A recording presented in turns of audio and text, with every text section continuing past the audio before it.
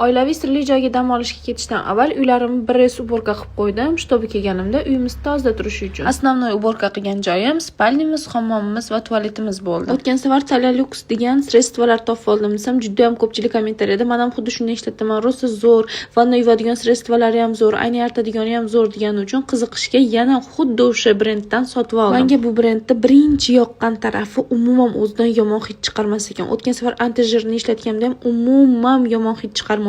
Bu safar men bu o'tkir kislota bilasizlar, hammom tualetni yuvish uchun kislotadan foydalaniladi.